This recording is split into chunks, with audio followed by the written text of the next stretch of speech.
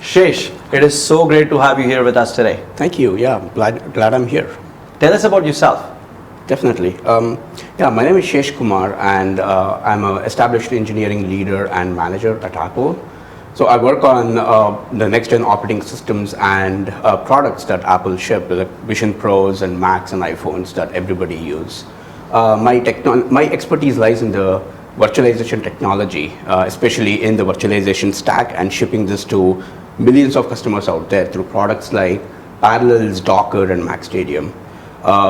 I took up the challenge of making virtualization as a scalable service for our Apple engineers and deploying to more than 30,000 VMs in our data center. And I evangelized this to our Apple partners so that they can use these for development and testing. As part of this, we saved a lot of money for Apple by decreasing billions, I'm sure. Billions, yes. We decreased the hardware footprint and increased the engineering efficiency for our engineers by more than 30%. Wow. I was also leading a team of 12 plus engineers, and they had diverse expertise in operating systems, infrastructure, and automation. And I was responsible for mentoring them and growing them in their career professionally. Great, great. So if you were in a room with a CTO of a company, what two things would you want them to include in their roadmap? If I was in a room with CTO, I think a couple of things that comes to my mind that they should focus on. First thing is scalable infrastructure.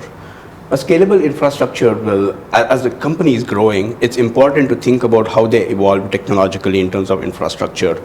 So bringing in more energy efficient and efficient systems so that their employees have engineering efficiency is extremely important. Mm-hmm. So moving to cloud infrastructures and bringing in AI is extremely important for them. Mm-hmm. That brings me to my second point that should focus on, which is integrating of AI in their systems.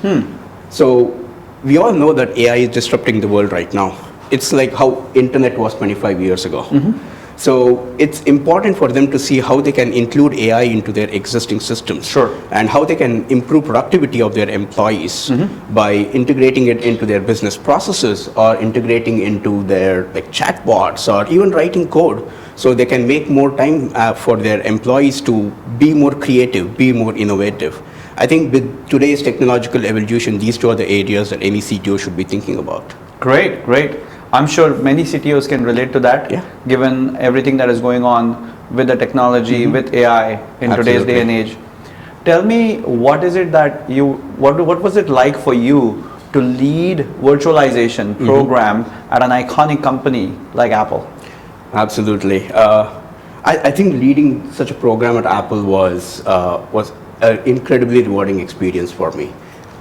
Our management had this vision of making virtualization as a scalable service, but it was important for me to understand that vision and transform that into a more tangible plan.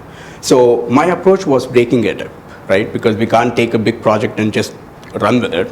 So the first thing I did was think about creating these VMs in terms of development and quality of these VMs and how we can make a performant VMs that we can deploy.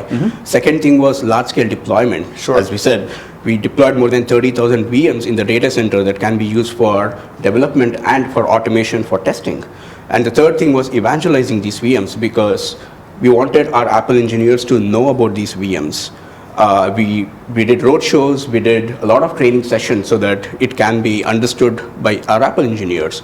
So this led to a lot of adoption in our engineering community, and we took this and saved a lot of money for Apple, and it was a truly rewarding experience for us and the team. That is huge. Yeah. And for the Apple scale, that would mean a lot given Correct. what you did. Yeah. Because when you're a company so large, you look for sizable impact. Exactly. Yeah. And so that leads me to my follow-on question. When you did so much virtualization work, tell us about how virtualization in general can add a lot of firepower to AI. Absolutely. Everybody's talking about AI today, but it's important to realize that we need an even more reliable infrastructure to support this AI, right in behind the scenes, because everything is happening behind the scenes. And virtualization is like a backbone of this, because virtualization provides you the scalability, the reliability, and security and isolation that is needed to build your AI models and go deploy them. It improves the development and testing cycle so that you can actually deploy these much faster into the market. With containerization and automation, it is going to help you develop these AI applications much faster and deploy them to our customers in a much more scalable manner. So I think virtualization is not just a tool anymore, but it is actually a main part of building AI and making AI available to the customers. Sure. And for you, when you were working at Apple, many of your customers were internal stakeholders. Yep. People who are building iPhone, people who are perhaps working on the next generation car. Exactly. People who are working on Mac. These are your stakeholders that you work with, right? And so when you were there in that role, and you could be such an asset to many such corporations, what would you see is the future or the next 3 years of infrastructure, given that the need right now is really high for everything, compute, infra, storage? AI has really amped up the demand. So what do you see the next 3 years for infra? I think infrastructure is moving as fast as AI, I would say, because with AI we need a lot more computing power now and a lot more data processing power that is needed. So it's not just building infrastructure, but we need to build efficient infrastructures, and we need to have and I'm seeing everything moving towards AI chips, and every single company is coming forward in every stack of technology to bring in the efficiency that is needed for AI and infrastructure. Large companies like Google, Microsoft, NVIDIA, everybody is pushing the boundaries that is possible, and they're not just building bigger systems and larger systems, but they are coming up with efficient systems and smarter systems using AI itself. So I'm seeing this changing the future for us, not just in 3 years, but next 10 years, I would say. Sure. Oh yeah, the pace of innovation is just really huge right now. What the next 3 years would look like is, again, very amazing. 10 years would be a whole different different landscape, if you will. Definitely. What makes you unique, Shesh?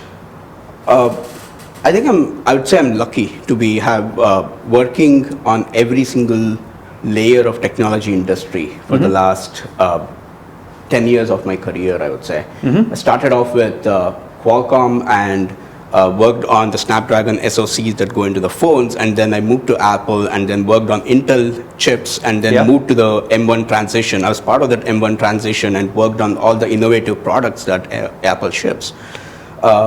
I then worked on the virtualization technology and deploying them in data center.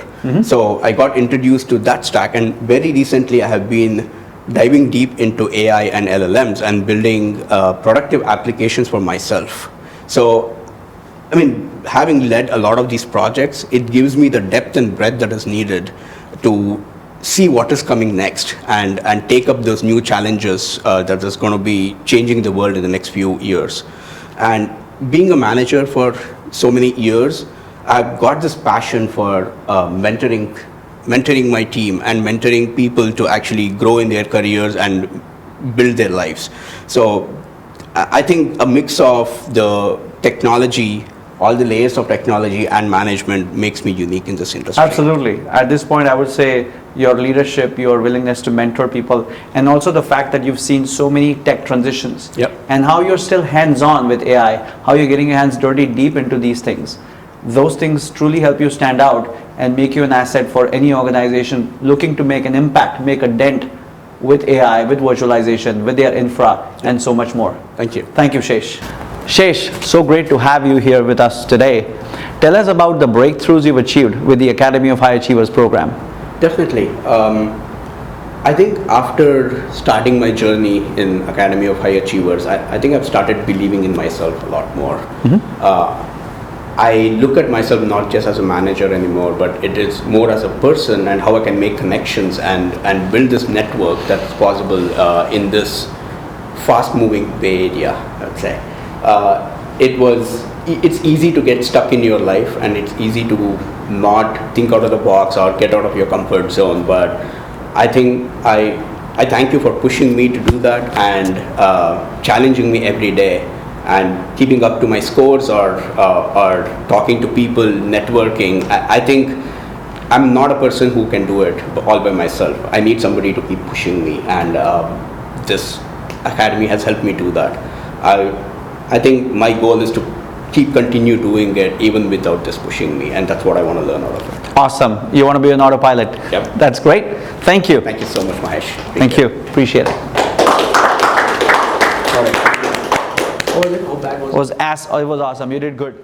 When doing